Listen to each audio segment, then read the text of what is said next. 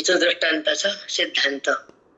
दृष्टांत म्हणजे त्या सावकाराचा ज्या घुमटातले पैसे त्यांना पाहिजे होते, तसं हृदयातला आपल्याला आनंद पाहिजे, त्याला घुमटात धन पाहिजे, आपल्याला आत्मधन पाहिजे. त्या सावलीमध्ये, त्या तिथीला, त्या टायमाला, त्या शुक्ल पक्षाला ती सावली खंडा दाखवते, म्हणजे ते ठिकाण धन आहे. मग आपलं बी आत्मधन कुठे, तिथं व्रत जात नाही. ही त्याच्यातली विशेष एक खूण आहे. सिद्धांत म्हणजे काय, ते आपलं सुख म्हणजे आपलं धन आहे, आत्मधन. पण ते आत्मसुख आपल्याला प्रगट होता येत नाही, ही भानगड आहे. विषय सुखातच आपण जातो, विषय सुखाकडे, हे पाहिजे, ते पाहिजे, ते पाहिजे. पण संत, साधू, वैरागी, ऋषी मुनी आत्मधनासाठी घराचा त्याग करून पहिल्या काळामध्ये वनात जायचे. आता पण भरपूर हिमालयाकडे तपश्चर्याला, ऋषिकेशला वगैरे लोक जातात की आपलं कल्याण व्हावं आणि आपण आत्मचिंतन करावं. कोणी भक्तीसाठी जातं, कोणी कशाला जातं, प्रत्येकाची इच्छा वेगळी. तसं हा सिद्धांत आहे. आणि सिद्धांतातला विषय असा आहे, परमात्मा सर्वत्र संपूर्ण आहे. ह्याच्यावर आपण सगळं बोललो. परमात्मा सर्वत्र पूर्ण आहे. मग सर्वत्र पूर्ण आहे तर त्याची जाणीव होणं, किंवा तो आहे असं वाटणं, जगत नाही असं वाटणं, आणि दृश्य हे बुद्धीतलं संपणं. जे वृत्ती बुद्धी दृश्य आहे म्हणते, तिला भगवंत नाहीये. आणि ज्या अंतःकरणाला त्याची जाणीव होतो, ते आते हरी बाहेरे हरी, हरीने घर कोंडेले. तसं तुमच्या आपल्या नाथांच्या हरिपाठात काय सांगितलंय की हरी बोला घेता, हरी बोला देता, सर्व कार्य करता हरी बोला.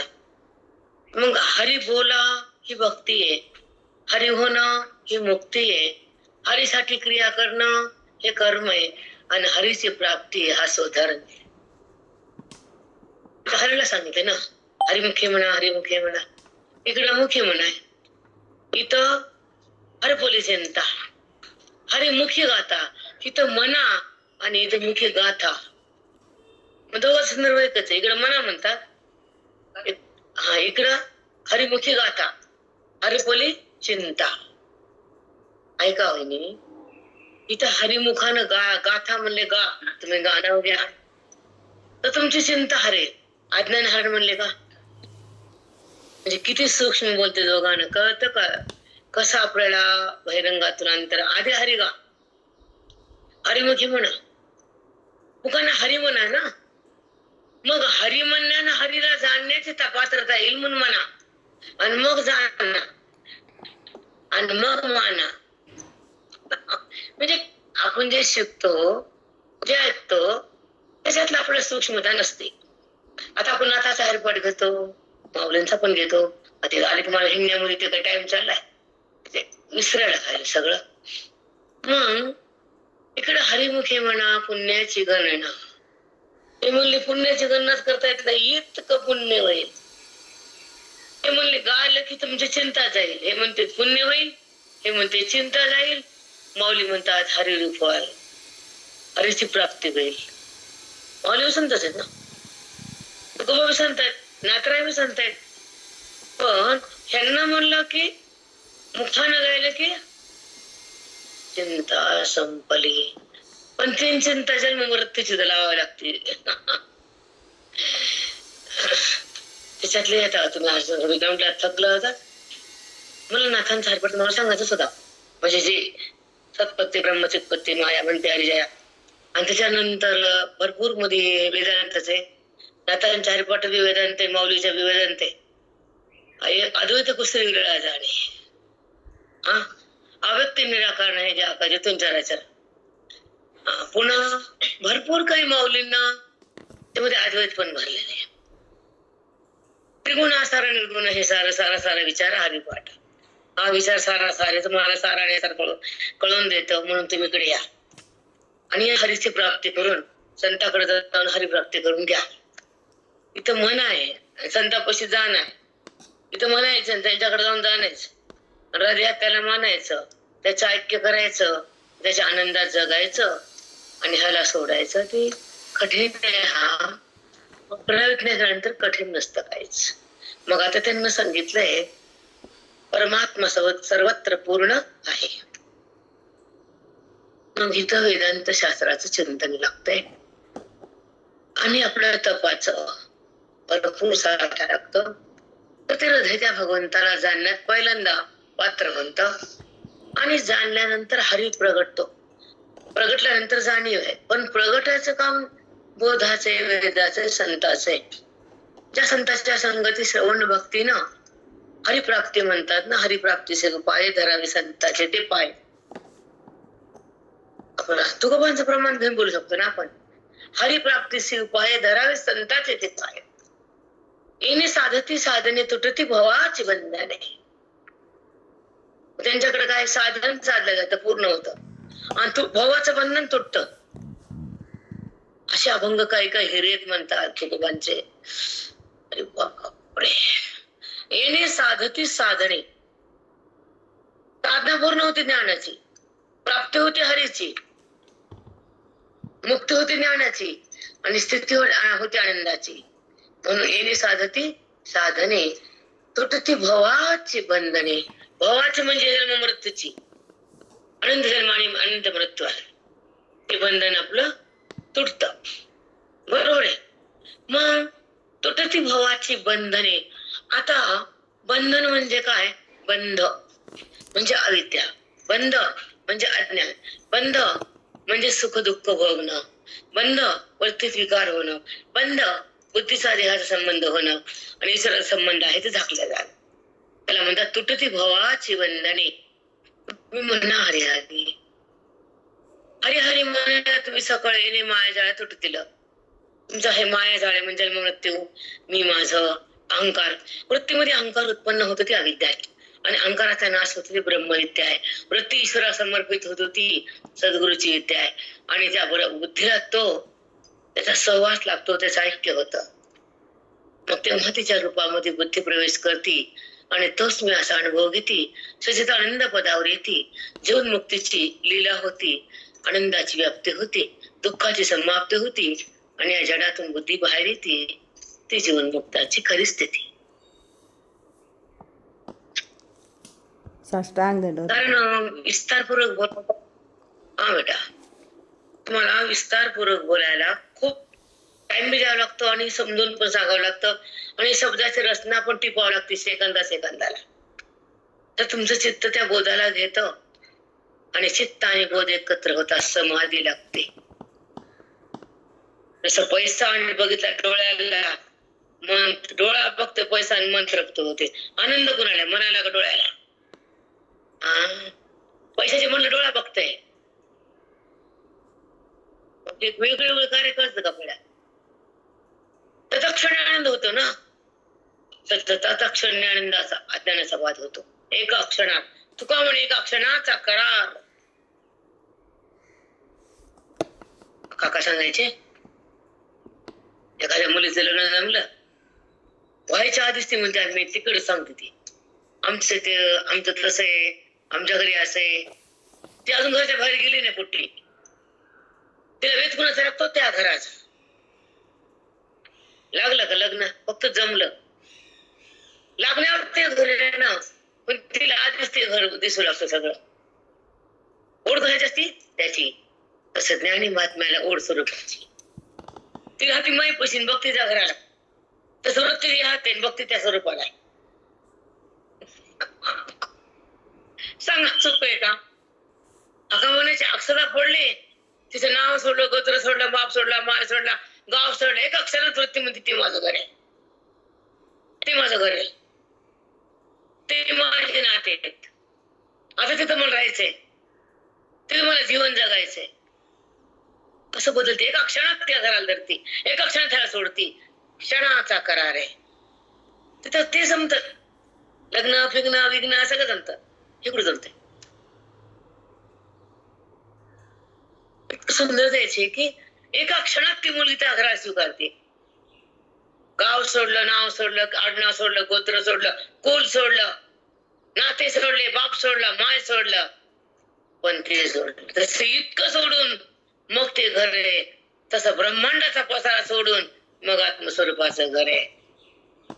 एवढं सुंदर सांगायचे आणि खरंच सांगायचे की खरंच त्यांचे लाख उपकार आहेत, कोटी, की त्यांना आमच्यासाठी ध्येय झिजवला. दोघांना पुन्हा संसार, प्रपंच, नाते सगळं सोडून दिलं. फक्त पोटासाठी जगले दोघं. गुरुजींची गादी परभणीकरांची 40 वर्ष सांभाळली. दोघं गेले पुढे, तर धिंगा नाही, काहीच नाही. या बाया पारायण करा, पगडा करा,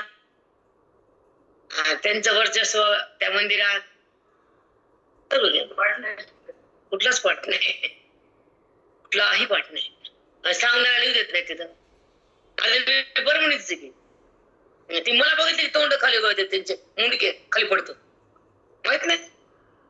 पुढे गेली, तालुकाकडे गेली, खूप पुढे गेली, गावोगावच्या लोकांना बोललेली. आता पोटात तर पडतार. आपण काय करणार? हे परमार्थ यांचा. मंदिरातल्या गुरुजीच्या पाया बसले. राम आपलं जायचं, गुरुजींना हार घालायचे, दर्शन, ते प्रसाद वाटायचा, सगळ्याच्या हातावर द्यायचं, सगळ्याला नमस्कार करायचा. आपले गुरुबंधू, आपलं पंढरी, आपली पंढरी तीच आहे. सगळ्याला बोलायचं, हसायचं. ते कसे का असतात आपल्या, त्यानं वर केलं म्हणून आपण करावं, कोणी सांगितलं? आता कुत्र चावलं म्हणून आपण त्याला चावतो का? साधा नियम आहे. त्याला बघा टाकायचं चावणाऱ्याला.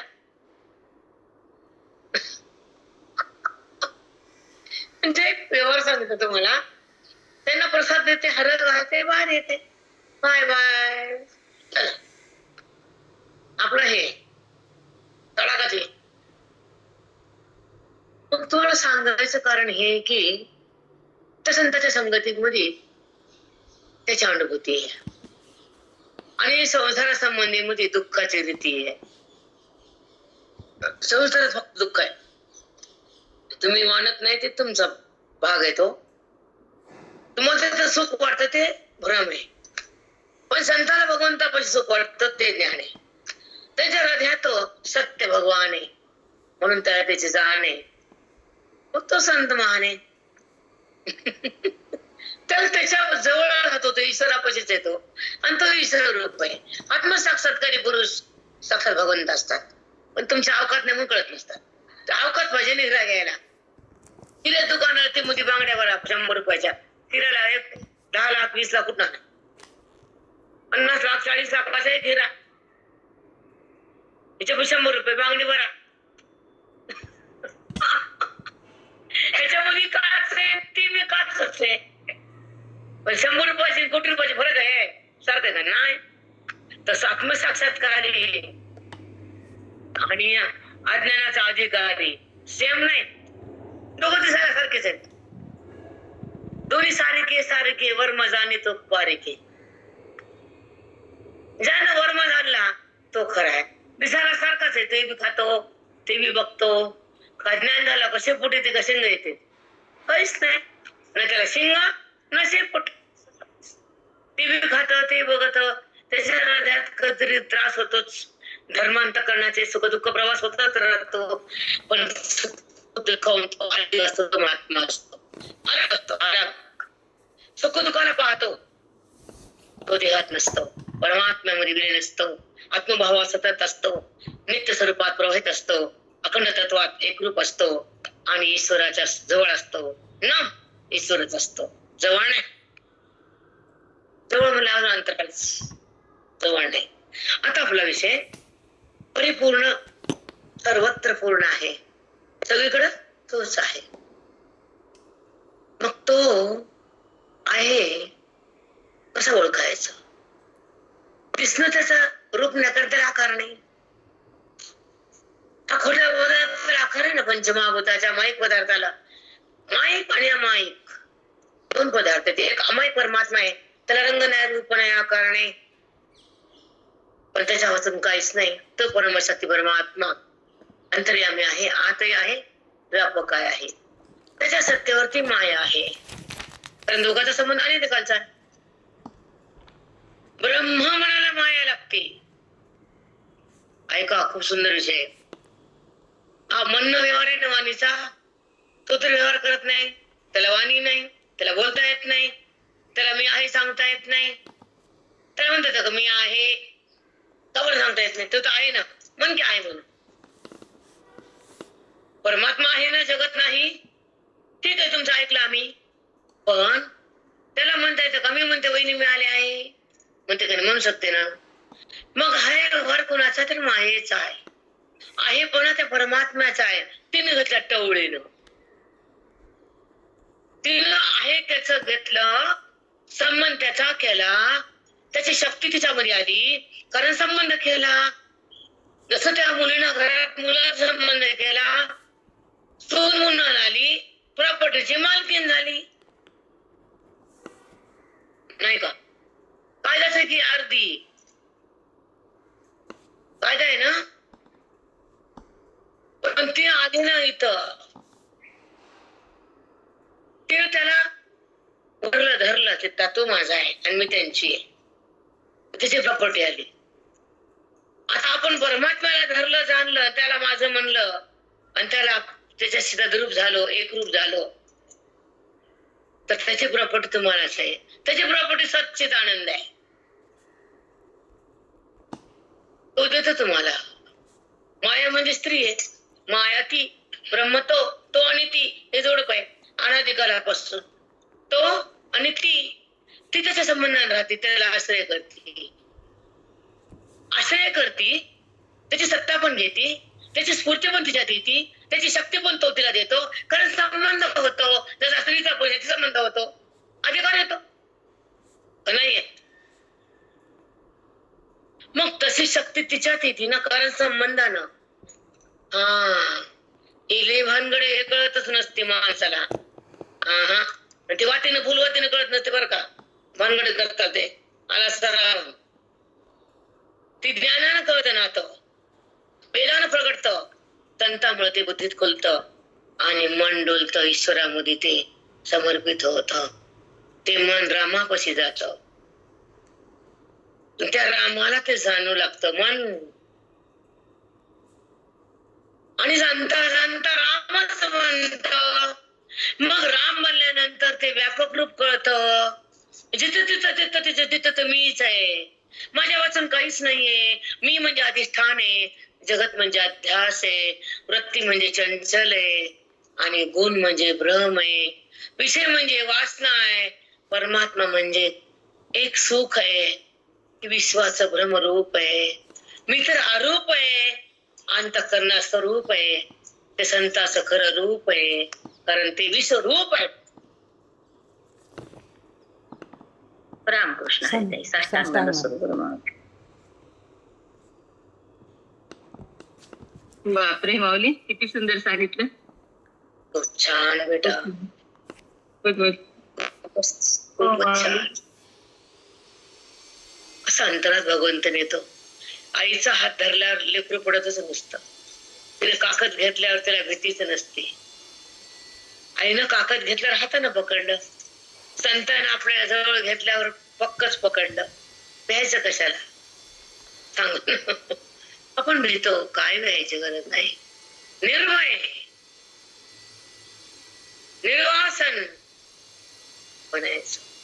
आणि होतच, सांगायसारखं नसतं की तुम्हाला भामट्याला कळत नसतं. हो, अध्ययन करणारे पुरुष काय आहेत, साधकाची किंमत साधकालाच येतात. ती संसारिक किड्याला नसतेच वडा, उडदाचा वडा संसारिक किडा.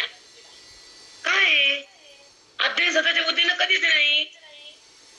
अध्ययन संतांच्या संगतीमध्ये वेदांत शास्त्राचे ग्रंथ बन लावल्यानंतर आणि त्यांच्या चरणावर नतमस्तक झाल्यानंतर, अहोरात्र चिंतन केल्यानंतर, चिंतन म्हणजे चिंता नाही, चिंतन म्हणजे वेदाची जी बिल्डिंग आहे, वेदाचा जो अभ्यास आहे, वेदाचं जे तप आहे, त्याला म्हणतात चिंतन, कीर्तन नाही. बाजार त्याला पूरक आहे. चिंतन हा पाठ आहे, अज्ञानचा पाठ आहे. चिंतन कुणाकडे असतं, साधू कसे असतं. कीर्तनाचा भाव वेगळा, भजन वेगळं, नामस्मरण वेगळं, तुमचं कर्म वेगळं, पण आत्ममिलन वेगळं. माती दगड ह्याला ते सटरम बटरम सटरम बटरम, एकदा हे एकदा ते, एकदा हे एकदा ते, एका पायरी ओलांडून माडीचे दरवाजा येतो. मग पायरी संपत्ती दार उघडायला लागतं ते मूर्ती दिसती. मग ह्या पायऱ्या संपल्या की दार उघडला अज्ञानाचं आणि तो दिसला. अकलीचा पता तरी का? वरच्या बारून खालच्या आणि खालच्या बारून मधले भजन, पुन्हा कीर्तन. पाठाचा पत्ता नाही, वेदांत माहित नाही, आत्मचिंतन मिळत नाही, अज्ञान तुझं जळत नाही, तुला परमात्मा कळत नाही. पागल हिंड कुठे तू?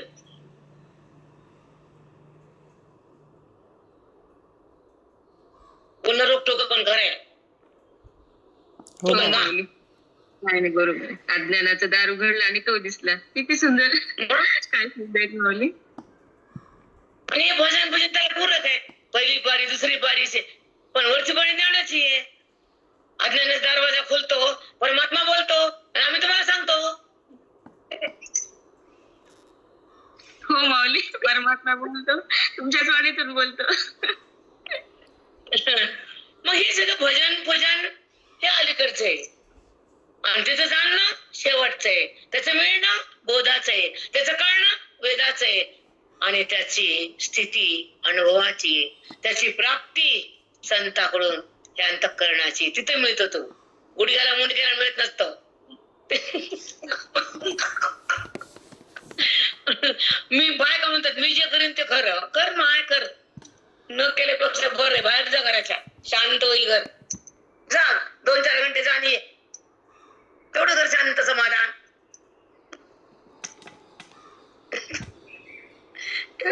आपलं कोण रोखतो काय? आपलं जस्ट नाही जा. मग जा बाहेर, जा टाळ. बरं झालं टाळ का चांगलं होईल तुझं. टाळ धर, टाळ का नीट कर, कारण ते नीट नाही ना. कारण त्यात बोध थांबत नाही, वेद कळत नाही, अंतःकरणातला भेद संपत नाही, आणि वृत्ती निवृत्त होत नाही. वाव, वृत्ती अज्ञानाची निवृत्त व्हावी लागते, साधूची संगती धरावी लागते, परमात्म्याची प्रतीती यावी लागते, देहाच्या प्रतीती जावी लागते, आत्मबोधात राहावं लागतं, साधूच्या संगतीत जगावं लागतं, मी कोण हे कळावं लागतं, ब्रह्मज्ञानामध्ये मन थांबावं लागतं, आणि ते तत्व प्रगटावं लागतं. मग त्याला साधू म्हणावं लागतं. तवर नाही म्हणजे नाही. कुणी कर्मात नाचत, कुणी थोड्या भक्तीला बोलत, कुणी भजनात डुलत. बरं न केल्यापेक्षा बरे. आपल्या लंगड्या गाया, वासरात लंगडी गाय शानी, पण दूध देत नाही. लंगडीच घरी सरळ जात नाही, घरात बसती. लंगडा पाय कसा चलन? हे सगळं बहिरंग आहे. त्याच्याकडे जायचा रस्ता आहे. आम्ही म्हणत नाहीत खरा म्हणून, आमच्या तोंडाला कोणत्या म्हणा करा, त्याच भजन आहे, पण त्याची जाणीव नाही. लक्ष ठेवायचा काय ऐकते, डोक्यात ठेवू जरा. भजन त्याच आहे, पण जाणणं नाही. नाम त्याची ओळख नाही, आवड त्याची कळणं नाही. काय केलं मग तू तेवढे केलं काय? कळलं का तिने उत्तर? काय शब्द येतात मस्त, जोड्या टाकात टाक जोड्या येतात, म्हणजे अवकात विभाज्य करायची.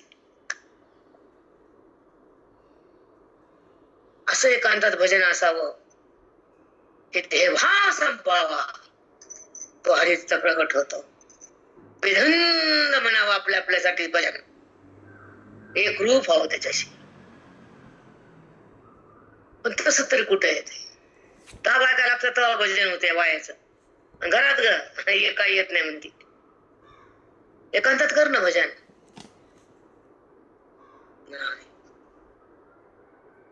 पण पायरी ओलांडणी हे स्वीकारावं लागतं. भक्तीचा रस्ता धरला हे कळावं लागतं. ईश्वराचं प्रेम यायले हे समजावं लागतं. पण प्रेम म्हणजे काय येऊन जात नाही.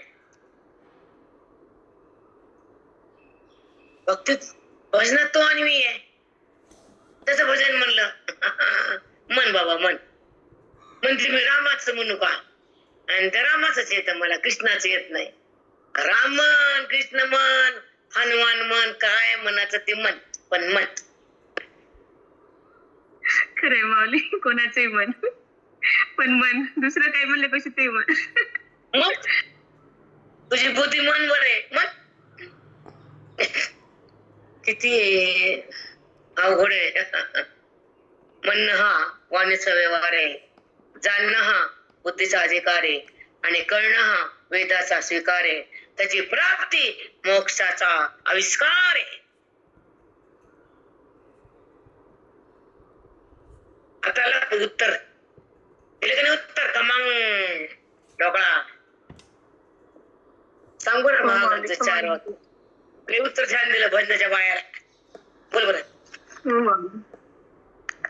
म्हणणं हा वाणीचा व्यवहार आहे, जाणणं हा बुद्धीचा अधिकार आहे आणि त्याची प्राप्ती हा मोक्षाचा आविष्कार आहे. एक गेलो माऊली. तुम्ही खूप सांगता माऊली खरंच. बरोबर छान म्हणलीस. आणि हे कळणं महत्वाचं आहे, कारण बायतीच बसती भजनातच तिला बाहेरच येत नाही. पुढे चल ना. अगं भजाचं पीठ घालवलं असतं तर बेसन घालवलं म्हणजे सगळं टाकलं, कोथिंबीर जिरे हिंग सगळं पाहायला पाटे भज्जे म्हणजे ते भजी विकतील लोकांना भाजी दिली. मग तू भजीचं पीठ काढलं तर ते तळावं लागते, त्याला तेल नाही म्हणते म्हणजे अधिकार नाही, तुझा भजाच होत नाही. पीठ का पीठ आहे, तेल नाही. तसं भक्ती आहे, ज्ञान नाही. त्याला चुकलं का ते? बोलो गलत आहे का गलत? कुठे नाही करत. त्या भज्याला तळावं लागतं तेल, कळावं लागतं तिखट मीठ, तेव्हा भजा टेस्टी.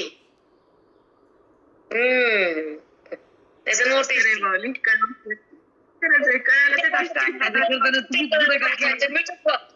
मीठ भजे करताना तुम्हीच पुढे म्हणलं.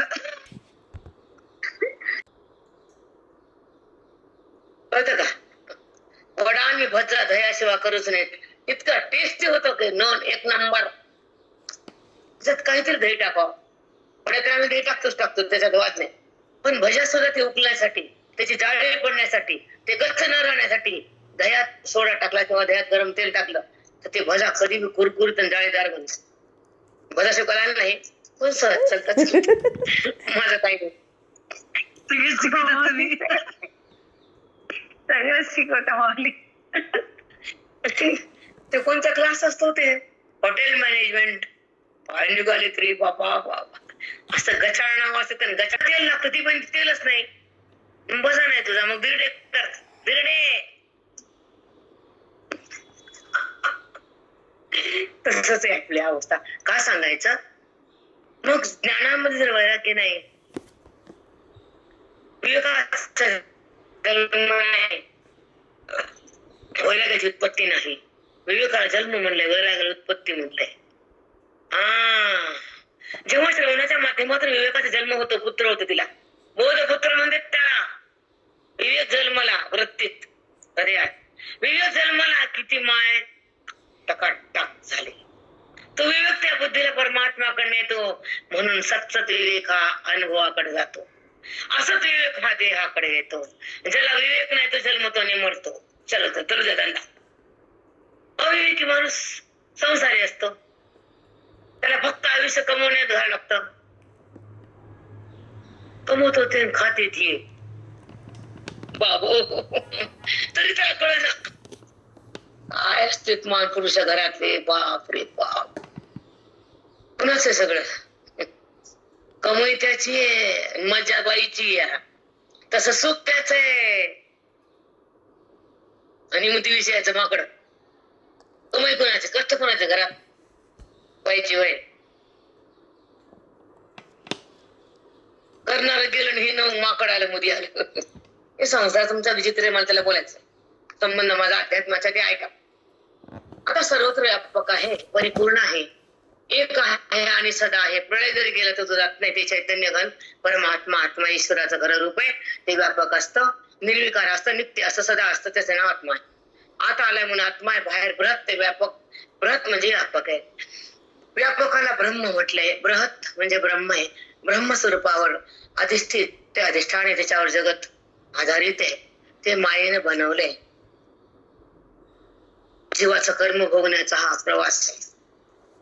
तो जगतात येतो, जन्म मृत्यूच्या खाईत पडतो, कर्माला धरतो, कर्माचा करता होतो. मग कर्माचा धरता झाला तर भोगता बनावं लागतं. आधी करता होतो, ते कर्तेपणामध्ये पुण्य होतं आणि पुण्यासाठी भोगायला जन्म घ्यावा लागतो. जातो आणि येतो, त्याच्या कर्म भोगण्यासाठी तो जीवात्मा होतो. कारण तो जीव नसतोच, पण भोगण्यासाठी तो उपाधीत येतो. त्या भोगाकडे जातो, जन्म पुन्हा पुन्हा घेतो. भोग तो विषयाचा घेतो, पण आत्मभोग साधू घेतो. त्या जन्म नाही आणि मृत्यू नाही.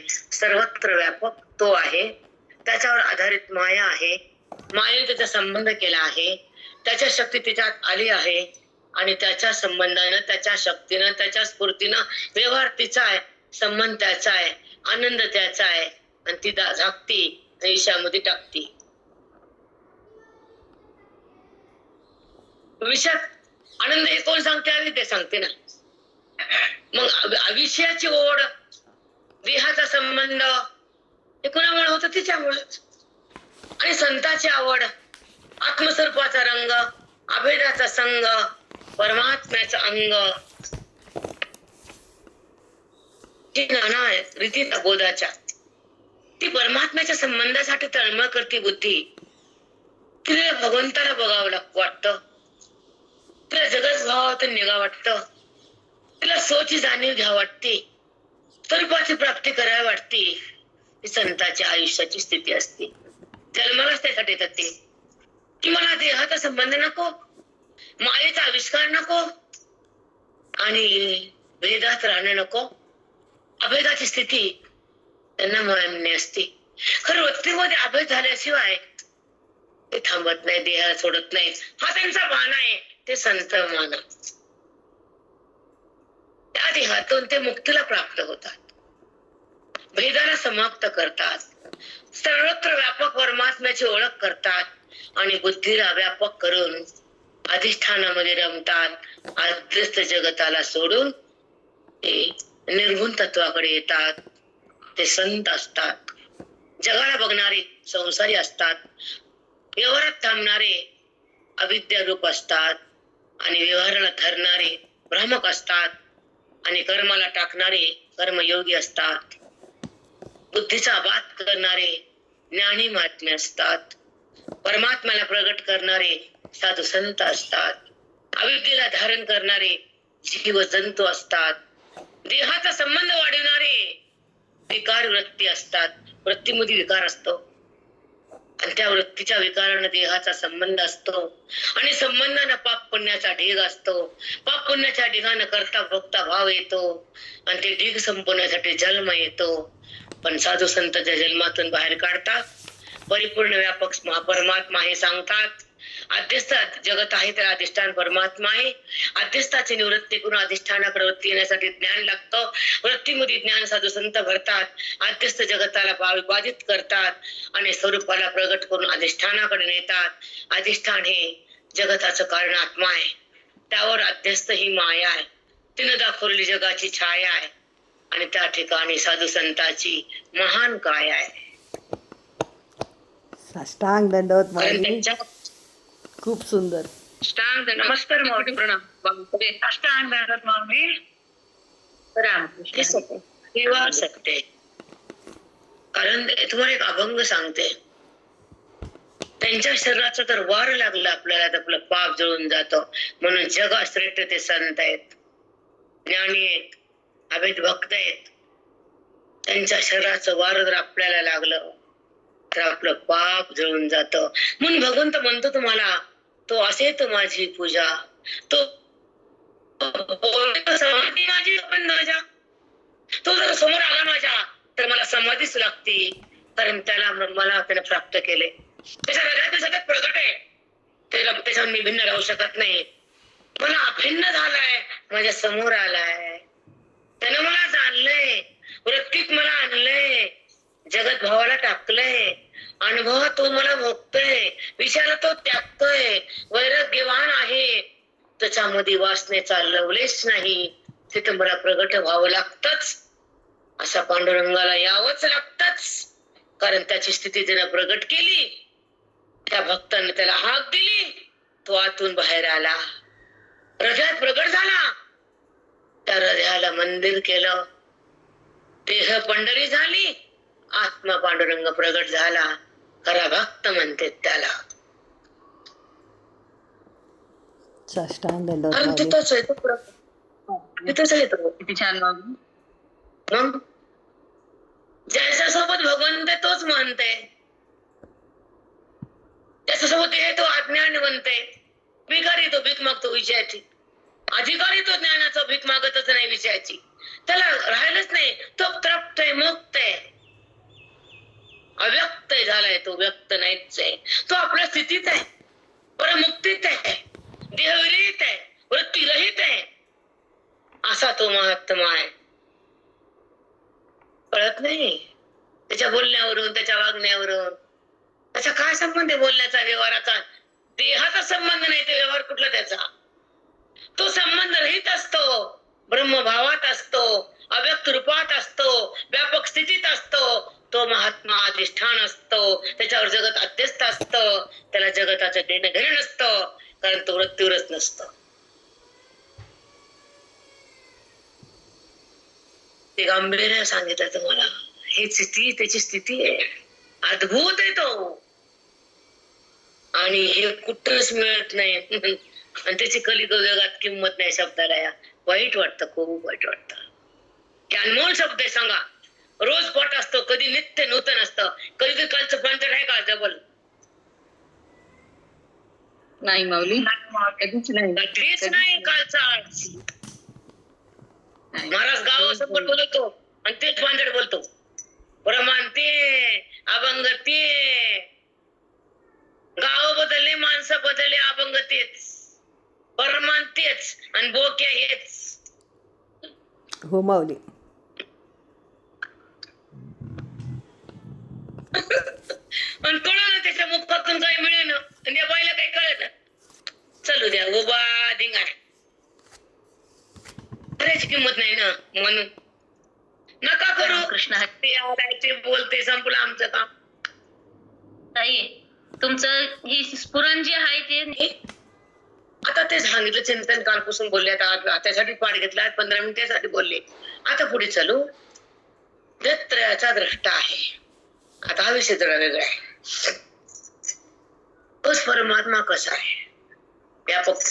पहिल्यांदा सांगितलं व्यापक आहे, सर्वत्र आहे, आणि तो एक आहे. नाना नाही, तो एक आहे, सर्वत्र आहे, व्यापक आहे, अधिष्ठान आहे, त्याच्यावर जगताची स्थान आहे. अध्यस्त, त्याला आधार अधिष्ठान लागतो. अधिष्ठान तो आहे, अध्यस्त जगत आहे, अध्यस्त खोट, अधिष्ठान मोठ. झालं व्यापक. आलं का नाही उत्तर? अधिष्ठान अध्यस्त खोट, अधिष्ठान मोठ, म्हणजे व्यापक. शब्दाचं उत्तर पण आलं बरं. काय थोडं राहिलं होतं तुम्हाला, आलं उत्तर. आता पुढे चला, ऐका. तोच परमात्मा कसा आहे? देहत्रयाचा द्रष्टा. आता द्रष्टा का नाव आलं? देहत्रय कशाला म्हणायचं? 3 देह आपण चिंतन झाले, या विषयावर आपलं चिंतन झालेलं आहे. एक स्थूल देह, सूक्ष्म देह, कारण देह, परमात्म्याला महाकारण म्हणतात. 14 देह कुणी मानला? कुणी मानलं नाही, पण 3 देह सगळे मानतात. तर 3 देहाला ओलांडून जेव्हा बुद्धी आत प्रवेश करते, त्या देहाला सोडती, आत जाते. मनबुद्धी आपण सांगते 17 तत्व. तो लिंग कोणी जे 8 कोण आहे? जे 8. आता ऐका, 3 देह म्हणजे पहिला स्थूल, त्याला सोडलं कारण खोटा म्हणून तिला कळालं. हे दिसणार नाही, तुझं रूप नाही, भूताचं रूप आहे, त्याला सोडलं, बुद्धीने मध्ये गेली. मधला देह ज्ञान, ते तिसरा देह ज्ञान. दुसरा देह लिंग देह. आता लिंग देहाबद्दल तुम्हाला काही बरंच काय सांगायचं, ते ऐका. त्याला ओलांडून कशी जाते, त्याचा नाश कसा होतो, ते देहाचा बात कसा होतो, आणि पुढे बुद्धीचा प्रवेश कसा होतो. सुंदर विषय आहे, ज्यांना लिहायचं ते लिहून द्या पॉइंटशीर. लिंग देह, त्याचा बात किंवा नाश. लिंग देह मनबुद्धी, मनाचा संकल्प, बुद्धीचा निश्चय आहे, वृत्तीचा व्यवहार आहे. त्या वृत्तीला मन नावाले, त्या वृत्तीलाच बुद्धी नावाले. ज्या वृत्तीने निश्चय केला बुद्धी म्हणते तिला, ज्या वृत्तीने संकल्प झाला मन म्हणते त्याला. मग जसा जसा निश्चय होत आला, देह मी अज्ञान वृत्तीचा निश्चय आहे, जगत सत्य तर हा भ्रमाचा निश्चय आहे, आणि मी देहच आहे हा पापाचा मूलक आहे. या ज्ञानातून बोलणारी वृत्ती आहे. मी देह हा जो भाव जागा होतो, तर परमात्म्याचा संबंध सुटला जातो. तो प्रत्यक्ष असतो पण मायेच्याद्वारे तो बंद झालेला असतो. म्हणून ती माया पुन्हा जगताकडे येते, देहाकडे घेऊन येते, वृत्तीला देहाचा संबंध करून देते आणि जडाला मी म्हणून ओळख होती आणि वृत्ती ह्या देहाला चिटकलेली असती, अज्ञानात भटकलेली असती आणि ती ह्या खोट्याला ओळखलेली असते. मग खोट्याला जर म्हणताना खरं बाजूला गेलं आणि खोटं जेव्हा कळालं, खरं जेव्हा कळालं तर खोटं बाधित झालं किंवा नाश झाला. आता खरं परमात्मा खोटा, देह जगत वृत्ती व्यवहार विषय सगळं खोटं. मग त्या खोट्यातून बुद्धीला पुढे जावं लागतं, खोट्यातून खऱ्याकडे यावं लागतं. खरं हे बुद्धीला कळतं, तिचा निश्चय होतो, मन तिकडे पळतं, परमात्म्यापाशी थांबतं, अज्ञान सगळं संपत, मन रामाला जाणू लागतं आणि रामाला जाणता जाणता बुद्धी तिथे येते आणि आत्मा मी आहे असं कळती, निश्चय करून देती आणि हा देह अनात्म्याला सोडून देती. ही ज्ञानाची रीती. तेव्हा आत्मलिंग पुढे आहे, त्याच्या लिंग देहाच्या पुढे अज्ञान आहे, कारण देह. आता हे तिथपर्यंत बुद्धी गेली ना, बोधाला घेऊन, वेदाला घेऊन, श्रवणात राहून, साधूची कृपा होऊन ती बुद्धी अंतर्मुख झाली आणि तिला आत्मस्वरूपाच्या जवळ जाता आलं. ते बोधान संताच्या कृपेनं, ग्रंथाच्या वाचनानं, साधूच्या संगतीनं, वेदाच्या शक्तीनं, अंतःकरणाच्या भक्तीनं वृत्ती आत आली. देहाला त्यानं सोडून दिलं. श्रवणाचा भडीमार झाला, बोधाचा प्रहार झाला आणि ईश्वराचा साक्षात्कार करण्याचा वेळ आला. कारण बुद्धी अंतरात गेली, अंतरात्म्याकडे. पुढे अज्ञान नावाचं कवाड आहे, कवच आहे. लाखो जन्माचा पाप पुण्याचे संस्कार आहेत. वेदाचा तिथून आविष्कार आहे. हे कवाड फोडण्याचं काम संताचा हात आहे, बोधाचा. बोधाच्या हाताने संत ते कवाड फोडून काढतात आणि दरवाजा उघडतो आणि बुद्धी प्रवेश करते, ईश्वराला धारण करते, ब्रह्माकार बनती, देहाचा संबंध सोडती, परमात्मा परमात्मलिंगाला बघती आणि त्याच्यामध्ये समाविष्ट होती. ही मोक्षाची स्थिती. 3 देहाला ओलांडून जाण्याची ही खरी रीती. तिथे भगवंताची प्रतीती, तीच जीवन मुक्ती. साष्टांग दंडवत सांगितलं, बापरे, भूतो न भविष्यती ताई. खरंच एवढं सुंदर आजावं लागतं. हे भजनानं कळत नसतं. हे कळतं का भजनानं, गायनानं कळतं का? येड्याचा बाजार पिजा कसे येतात. परमात्मा देहत्रयाचा द्रष्टा आहे. वाचू का माऊली थोडं? थांब, द्रष्टा सांगा. बरं सांग, नंतर सांग. द्रष्टा सांगते, थांब, तेवढं तर कळू दे बायकांना. बोल.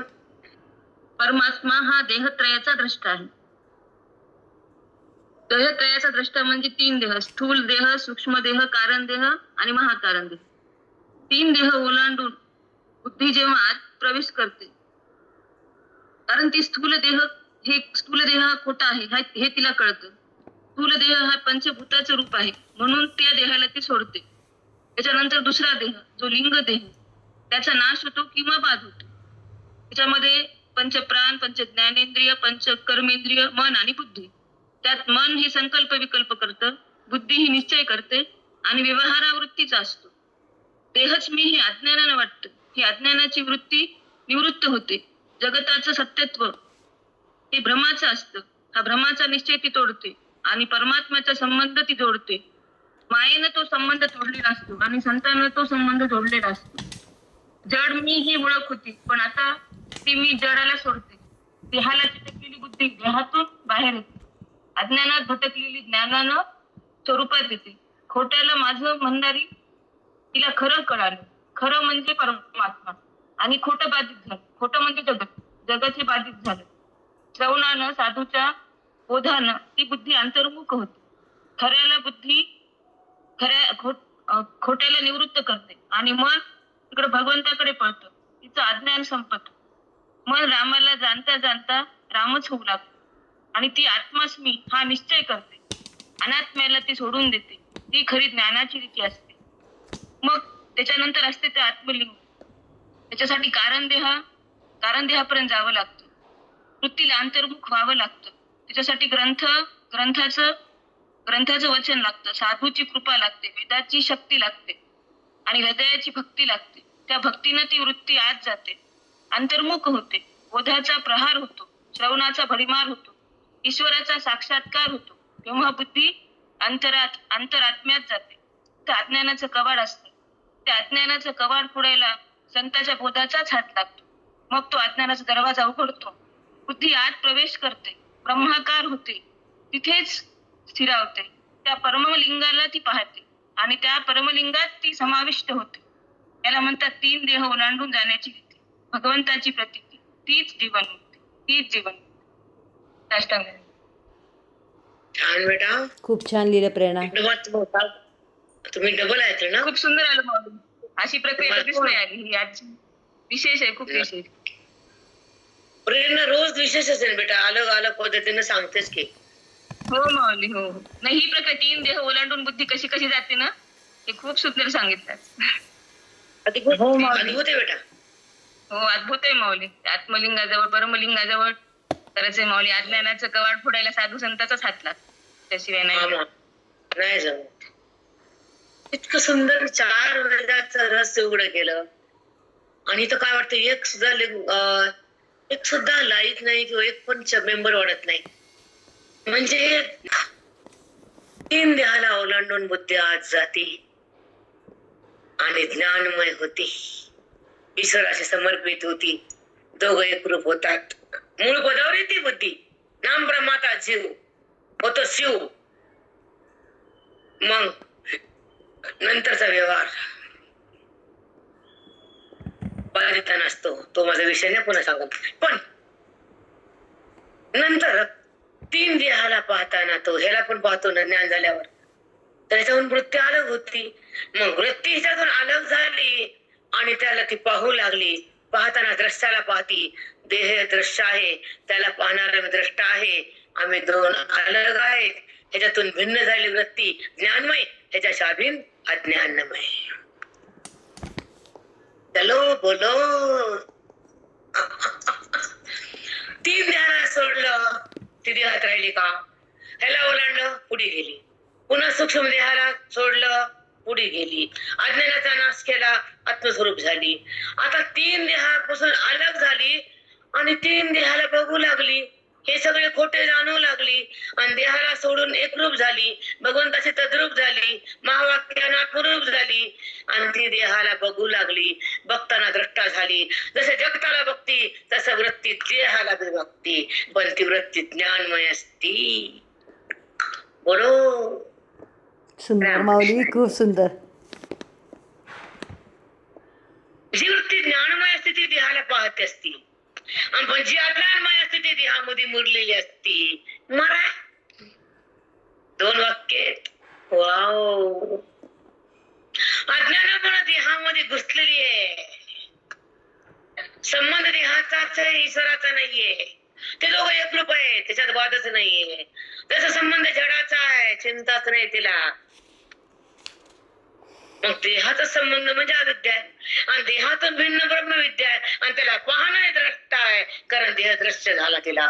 जसे जगत दृश्य आहे तसा देह दृश्य आहे आणि ती अलग आहे, कारण ती ज्ञान रूप आहे. ती अलग झाली, ब्रह्मरूप झाली. ती देहाला पाहू लागली, देहातून अलग झाली, ती द्रष्टा बनली. दृश्याला सोडून दिलं. जसं जगत तिला दृश्य आहे, तिचा देह पण दृश्य आहे आणि ती अदृश्य आहे, अव्यक्त. वाव. खूप काय सुंदर पुण्य टाकलं माझं. मला एवढा विस्तार त्याच्या भगवंतामध्ये, सदा सदा त्याच्या अनुभूतीचा विस्तार मांडायला. आता तो बोलले पंचकर्ण पुष्कळ झाले माझं. महाराजांकडं, काकांकडं, परभणी, तुमच्या दारूमध्ये तिच्या वया काढल्या शरीराच्या. मी फोटोच घेतले 1-2. तुम्हाला शरीर मी लिहित नाही, फोटो घेते, कारण ते वाक्य लय आवडले. 3 देहापासून अलग झाली. अज्ञान त्याचं संपलं, अज्ञानाचा नाश संपला. अज्ञान अंधार गेला, प्रकाश आलाच की. अज्ञान म्हणजे अंधार आहे, तो गेला, प्रकाश तो ईश्वराचा बुद्धीमध्ये आला. अनुभव त्याला दिला ना संतांना. आता आहे का 3 देहाचा त्रयाचा द्रष्टा. म्हणजे दृश्यावर मी अलग आहे हे तिला कळालं आणि ती अलग झाली, ईश्वरामध्ये एक झाली, परमात्म्याला आलिंगन दिलं आणि ती त्या देहाला बघू लागली. देहाला बघणं आणि देहाचा संबंध करणं अविद्या आहे. देहाला अलग होऊन पाहणं अदृष्ट आहे. पाहणारा द्रष्टा असतो, पाहायची वस्तू दृश्य असते. देह दृश्य बनला आणि ती अलग बनली कारण ज्ञानमय झाली. म्हणून देहत्रयाचा द्रष्टा, आता अवस्थात्रयाचा साक्षी. आता तुम्ही सांगा, मी ऐकते. तुम बोलो हम सुनते. हॅलो. सांगा साक्षी. ऐकली ज्ञानेश्वरी? हो ऐकली ज्ञानेश्वरी नाही? हो माऊली, ऐकली ना. ऐका बोलून ऐकली माऊली. सांगा की साक्षी. सांगा साक्षी. सांगा, कोणाला सांगायचं तसं सांग. ऐका. देह हा दृश्य आहे, त्या देहाचा मी द्रष्टा आहे. त्या देहातून मी भिन्न आहे. ती वृत्ती ज्ञानमय आहे आणि देहात मुरलेली बुद्धी देहाला मी म्हणणारी अज्ञानमय आहे. 3 देह हे खोटे ठरले तेव्हा ती बुद्धी भगवंतात तद्रूप झाली. महावाक्यानं एकरूपता आली. ती दृश्याचा द्रष्टा झाली. ती वृत्ती ज्ञानमय झाली. अज्ञानानं देहात घुसलेली बुद्धी, कारण तिचा संबंध जडाचा होता, संबंध खोट्याचा होता, पण देहातून भिन्न करणारी ब्रह्मविद्या होती, ती साधूच्या मुखातून आली. तेव्हा देह जगत हे सगळे दृश्य झाले आणि त्याला पाहणारा मी दृष्टा आहे. मी त्याच्यातून अलग आहे. मी ब्रह्मरूप आहे, देहातून वेगळा आहे. त्या देहाचा मी द्रष्टा आहे. देह हा दृश्य आहे आणि मी अदृश्य आहे. मी अदृश्य आहे आणि मी अव्यक्त आहे. हा अनुभूतीचा विस्तार आहे सद्गुरु माऊलीच्या साष्टांग. 3 देहातून अलग झाली तेव्हा अज्ञानाचा नाश झाला. बुद्धीत ईश्वराचा प्रकाश आला. अज्ञानाचा अंधकार संपला. हा अनुभव संतांना दिला. तेव्हा बुद्धी दृश्यातून अलग झाली, ईश्वरात एक झाली. परमात्म्याला तिने आलिंगन दिलं. 3 देहाला सोडून ती त्याला पाहू लागली, त्याचा द्रष्टा झाला, कारण ती ज्ञानमय झाली. साष्टांग. देहत्रयाचा साक्षी. 3 अवस्था: जागृती, स्वप्न, सुषुप्ती. आता याच्यातली मज्जा आहे का? हा विषय थोडा वेगळा. ते गेलं तर द्रष्टा गेलं सोडून देते. आता तांबो गेलं की झालं, बरोबर आहे का? आधी कोणी तांबो मग केस. आता आहे का 3 देह आणि 3 अवस्था. आता जागृती, स्वप्न, सुषुप्ती. आता तुम्हाला काही जात नाही पुढे, तो विषय तुम्हाला आहे. पंचकर्म 3 अवस्थेचा विस्तार आहे. त्याच्या अवस्था, त्याला पाहणारा कोण आहे, जीवाचं नाव कसं आहे, त्याचे देवता कोणत्या आहेत, त्यांचं सगळे सगळं सुंदर रचनेचा याचा पुस्तकच आहे. थोडक्यात सांगते. आता जागृती पहिली अवस्था, दुसरी सुषुप्ती आणि नंतर स्वप्न. सुषुप्ती म्हणजे झोपल्याला स्वप्न पडत, आधी जागी पण पडतं स्वप्न नाही पडत. मग पहिली अवस्था जागृती. आता जागृत अवस्थेचा देव कोण? विश्व तेजस प्राज्ञ. विश्व म्हणजे विश्व तेजस आणि प्राज्ञ, तो जीव आहे आणि त्याचा देव वेगळा. असं त्यानंतर मला कुठं सांगेल मी, माझ्या विषयांतरण थांबेल. आता ऐका, पहिली अवस्था जागृती. जागृत कर्म संपलं की सुषुप्ती. झोपेचं कर्म येतं, झोप. आता झोप झाली की स्वप्न पडतं. आता स्वप्न का पडतं, कसं पडतं, कुठं पडतं, कुणाला पडतं, केव्हा पडतं, चट सांगतो थोडक्यात. जे संस्कार आहेत आपल्याला इथले सूक्ष्म व्यवहाराचे, ते बुद्धीमध्ये हिता नामक नाडी असते आपल्या मेंदूपासून कनेक्ट. ती नाडी आहे हिता नामक, तिचं नाव हिता नामक. ती आहे केसापेक्षा बारीक, केसाचा 100वा हिस्सा तेवढी नाडी. आणि तिच्यामध्ये सूक्ष्म संस्कार असतात व्यवहाराचे. आपण झोपतो मग ते संस्कार स्वप्न रूपाने दिमागासमोर येतात. मग जसं जागृतीतून झोपे गेलं तर तुम्हाला कोण आलं कोण गेलं काही कळत नाही. आपण एवढं म्हणतो मी सुखानं झोपलो होतो, मला काही कळालं नाही. आता सुखानं झोपलं म्हणजे आत्मत्वाची सुख होती. झोपेमध्ये काय नवरा बायको लेकरं बाळ आहेत का? पैसा आहे का? दागिने आहे का? त्या बाईला हार दाखवला का कोणी? 5 तोळ्याचा हार सुख व्हायला. तिथं सोनं नाही, हार नाही, नातं नाही, गत नाही, जप पडली काठीवनी, ते मुडदा पडल्यासारखं पडते, ते हात नाही, डोलत नाही, काही नाही. पण सुखाला कमी नाही. त्याला काही कळत नाही, हा ज्ञान आहे. आणि मी सुखान जपलो होतो आत्म्याची कोणी, कारण ते फक्त आत्मसुख झोपेत. ते व्यवहार आहे का, वृत्ती आहे का, विकार आहे का, विषय आहे का, कोणी आपल्यापाशी बसलेले आहे का? मग त्या आत्मसुखाला देह पण टाकावा लागतो हे कळावं. समजलं का? कळालं का एक एक शब्द? हेसून सुटायला तोडतीतून वृत्ती शांत होती, आत्मसुखात जाती. विषय सुख नाही, देह संबंध नाही, वृत्ती नाही, जगत नाही, तू नाही, मी नाही, काही नाही, केवळ आत्मसुखामध्ये पडती ती झोप. तिथं आत्मसुख आहे. मग आता ही जागृतीचं सुख आहे, जागृती. नंतर सुषुप्ती झोप, नंतर स्वप्न. आता तुम्ही सांगा, एक अवस्था आली पुन्हा ती गेली, दुसरी आली ती गेली, तिसरी आली ती गेली.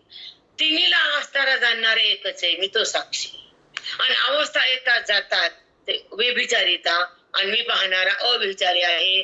म्हणजे मला सगळ्याला मी जाणतो. तुम्ही सांगा, तुम्हाला झोपेतलं सुखही कळतं, जागृतीतला व्यवहारही कळतो, आणि स्वप्न पण कळतं. हे एकालाच कळतं, तो मी आहे.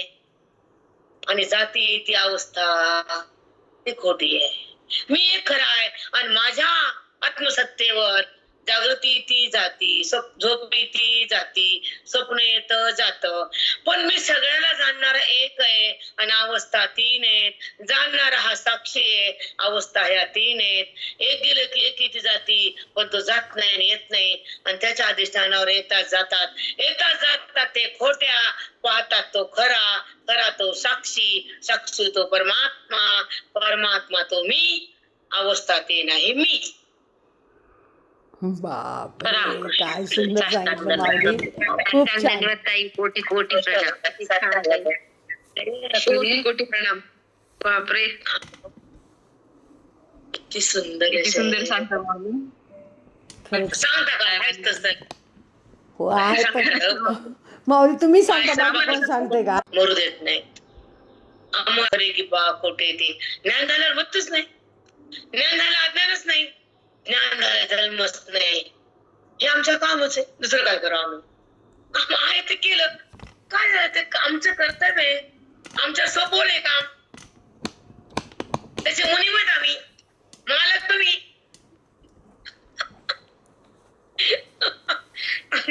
कारण साधूवर हक्क आहे सगळ्या जगाचा, नाही का?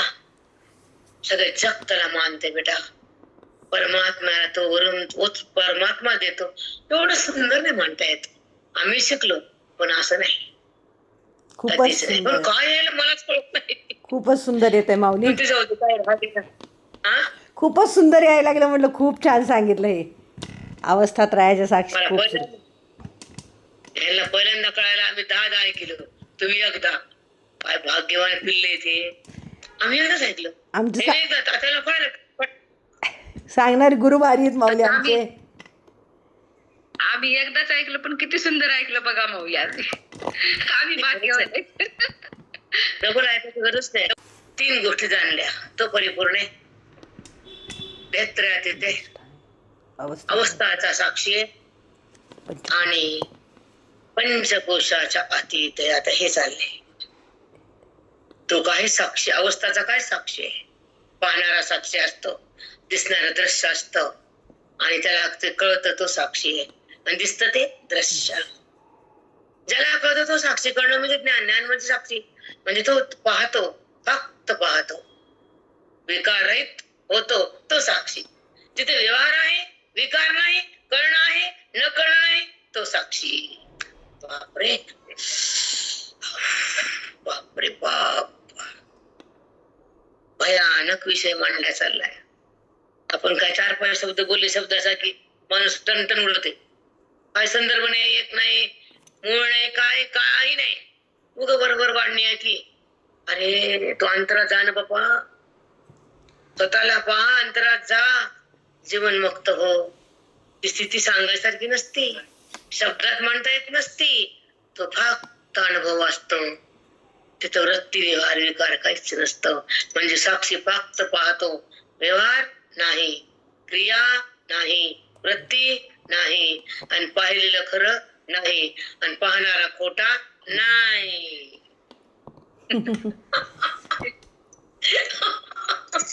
अरे राम, लई मस्त द्यायला देव, हृदय फाटून चाललंय आमचं, खरंच फाटायला हृदय. आता पुढचं आहे का, पंचकोशातीत आहे. आत किती कोश आहेत वृत्तीला, तिच्या भोवती किती कोश आहेत, अन्नमय कोश, प्राणमय कोश, मनमय कोश, विज्ञानमय कोश, आनंदमय कोश. अशा कोशाला ओलांडून ती जाती आणि पुढे हरीला पाहती. कोशाला सोडल्याशिवाय जाता येत नाही, हरीला बघता येत नाही, आणि कोशात राहिल्यावर तिला पुढचं काही कळत नाही आणि त्याला ज्ञान मिळत नाही. अन्नमय कोश, अन्नाचा कोश, प्राण, पाच प्राण, मनमय, विज्ञान, बुद्धी, असे नाना कोशाला ओलांडून पुढे जाते आणि ते हरीला असतं तिथे बसल्या तिथे पाहत, आणि ती मी आहे असे ज्ञान होतं, आणि तिथे ती चिटकून राहती, पुन्हा भटकत नाही, देहाला चिटकत नाही, तिथे भेद उमटत नाही, ती हरीला सोडत नाही. पंचकोशातीत ती गेली. जाऊ का न सांगितलं, आता जा तुम्ही. हो माऊली. लय छान, जावंच लागते आणि जाता पण येतं, जाता येतं. श्रवणे चिंतने चिंतने तद्रुपता. आता आहे का पुढचं, खूप सुंदर विषय. तर पंचकोशातीत झालं, जाता आलं, समजा आपण गेलं नाही तर नाही गेलं, पण गेलं म्हणायचं, बरोबर आहे. पोरगी नांदायली काय, ती म्हणते चांगलंच नांदायली, ते घरची माणसं मारायली आणि ती म्हणते माझी नांदायली, पण माणसाला मारायली की काय कळत. सच्चिदानंद रूप आहे.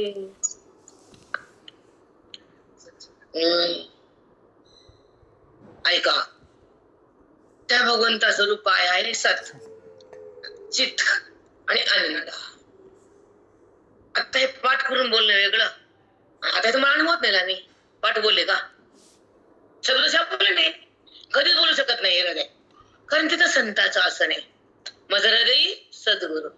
आता पुढचं आहे का, मग तो परमात्मा कसा आहे तर सच्चिदानंद रूप आहे आणि असत जड दुःख रूप जगत आणि देह आहे.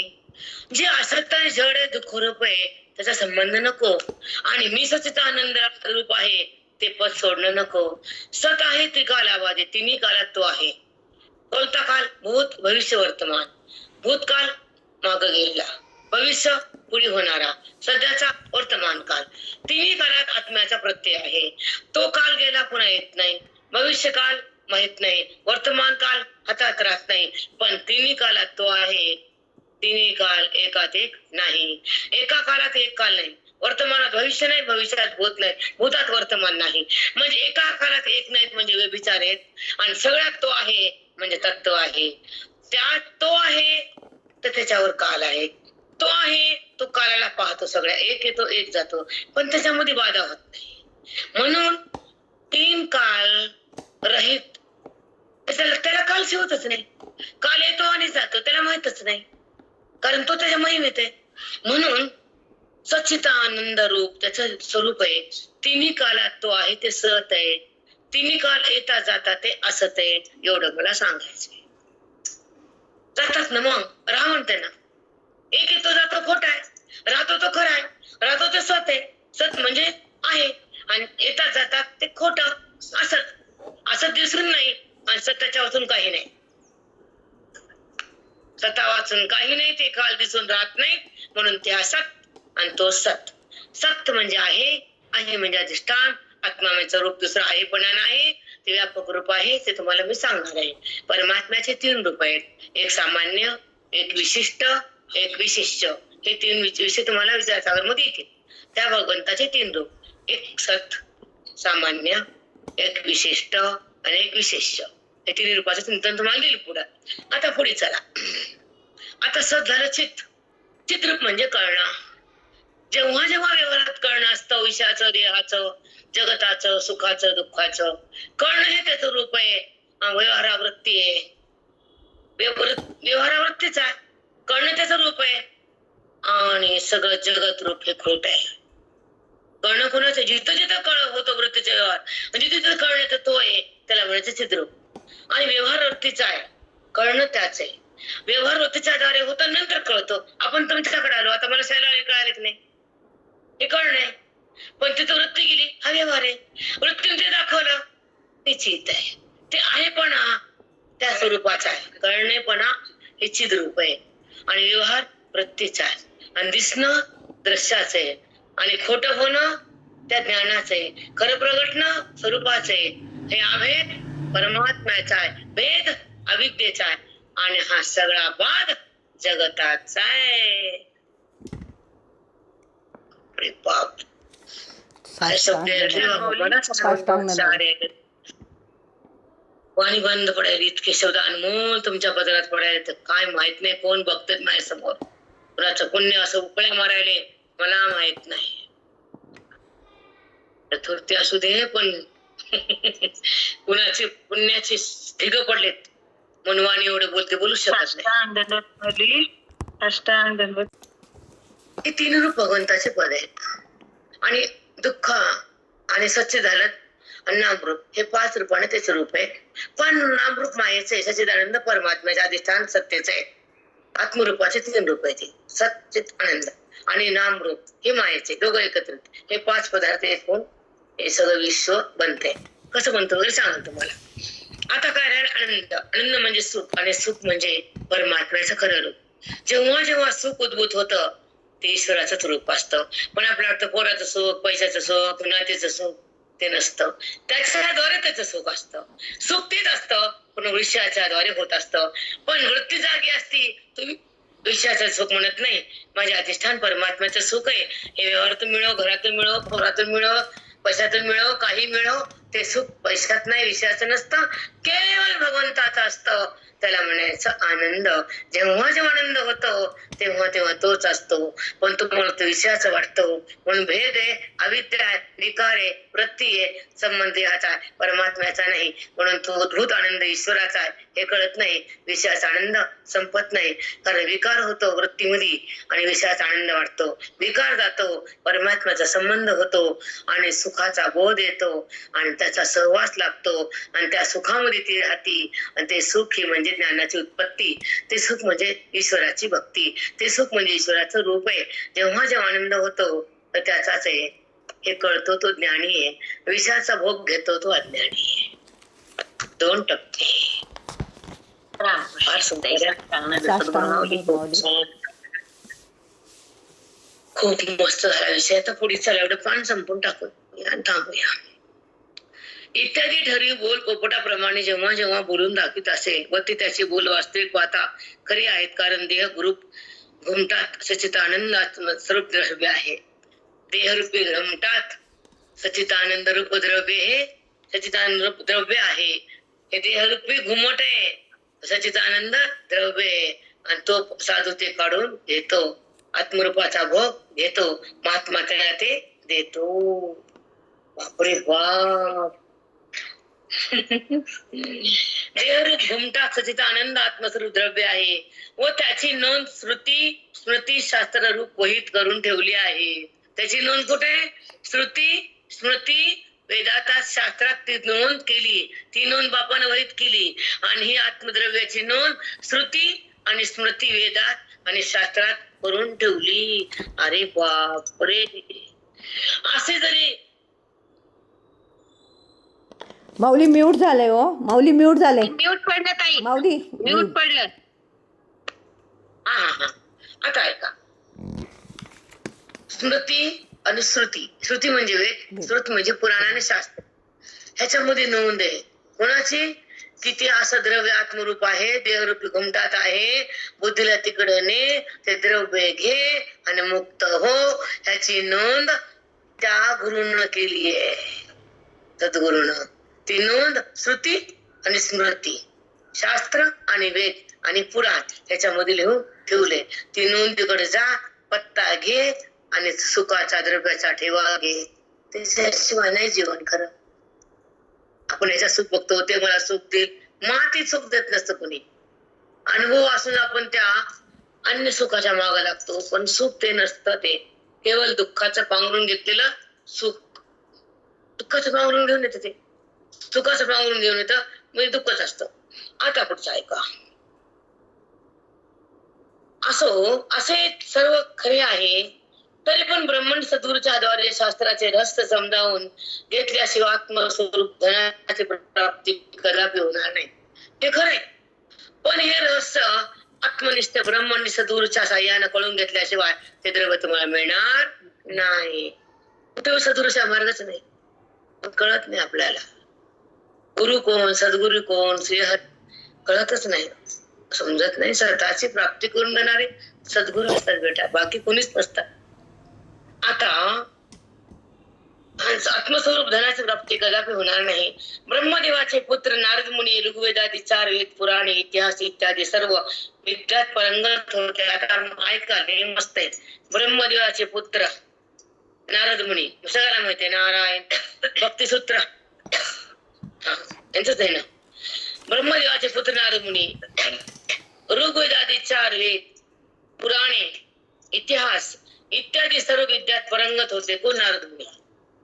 तरी पण आपल्याला आत्मज्ञान झालेले नाही असे पाहून त्यास फार वाईट वाटले.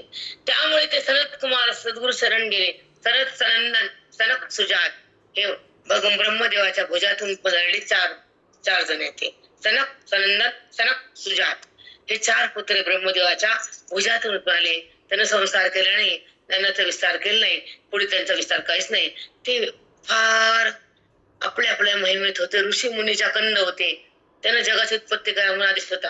ते म्हणले आम्हाला करायचं नाही, कारण तो काळ कसा होता. ते म्हणले आम्हाला ही विद्या आहे घ्यायची, मुक्त व्हायचं. त्याचं नारद उरलं, नारायण नारायण. त्याला ब्रह्मज्ञान नाही झालं, त्याला पुन्हा पस्तावा झाला. बघा आता नारदाची गादी काय आहे. आता नारदाची गादी नारद, त्याला ब्रह्मज्ञान नाही. आता गादीला काय बघा.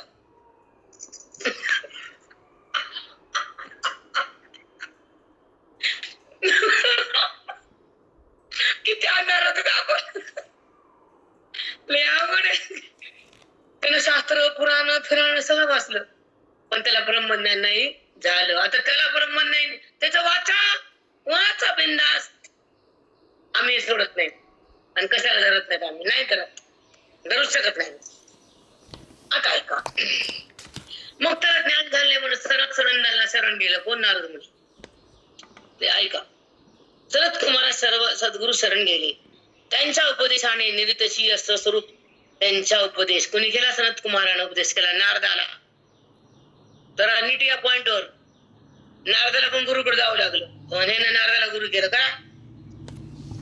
आता ऐका, त्यांच्या उपदेशाने निरतिशय विषयरहित सुख स्वस्वरूप पूर्ण अशा आत्म्याचे अपरोक्ष ज्ञान प्रत्यक्ष करून घेऊन विगत शोक झाले, म्हणजे शोकरहित झाले व छांदोग्य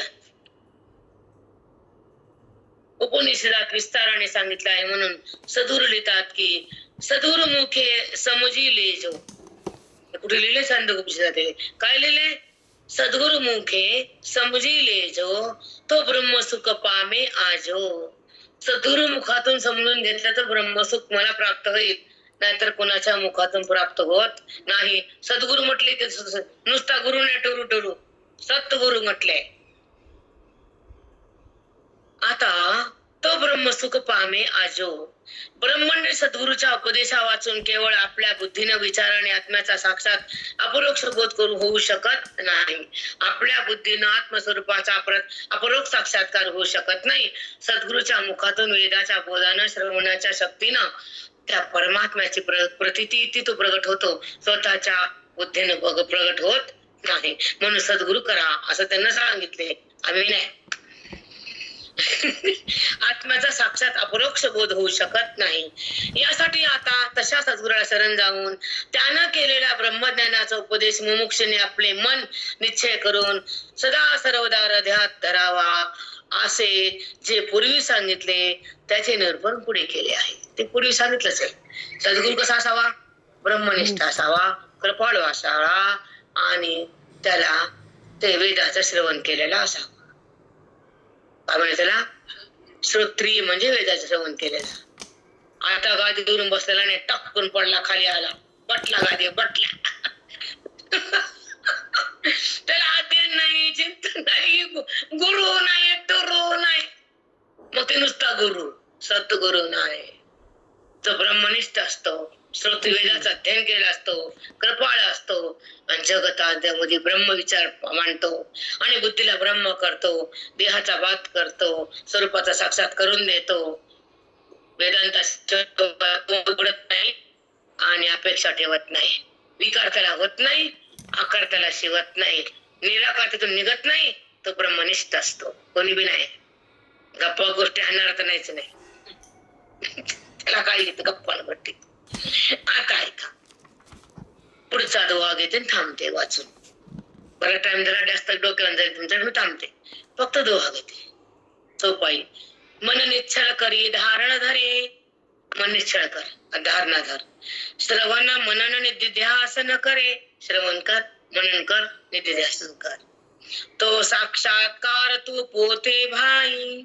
एमा संदेह रहे न काही. तू साक्षात्कार पावशील, तुला संदेह राहणार नाही. परमात्म्यापासून बुद्धी बाहेर तुझी अलग होणार नाही. तुला साक्षात्कार होईल, तुला संशय उरणार नाही. आता कसा संशय? पुढचा विषय उद्याचा कोणी डिलीट करू नका. गुरुचा उपदेश एकाग्र चित्ताने ध्यानात धरण्या संबंधाने 4 दृष्टांत रे बाबा. अ ब क. उद्या लिहित शिक्षक आहे, उद्या मास्टर व्हावं लागतं. अ ब क. सोडू नका. पुढचा विषय उद्या सकाळ संध्याकाळ होईल. 4-5 दिवस पंचकरण घेते, 2 दिवस ज्ञानेश्वरी घेते. पण 2 दिवसाला आराम, 2 दिवस ज्ञानेश्वरी. दोन्ही चालू द्या. हो माऊली. 2 टाइम ज्ञानेश्वरी करता. सकाळ संध्याकाळ ज्ञानेश्वरी, सकाळ संध्याकाळ पंचकरण. 2 दिवस 4 टाइम होतात. श्री गुरु ज्ञान तुकाराम पंढरीनाथ भगवान की जय. माऊली ज्ञानेश्वर महाराज की जय. सद्गुरुनाथ महाराज की जय. समसानंदन की जय. बजरंग बली की जय. श्री गुरुनाम. सर्वांना जय हरी. आज की आनंद की जय माऊली. खूपच सुंदर आज. आज की आनंद की जय हो. आनंद की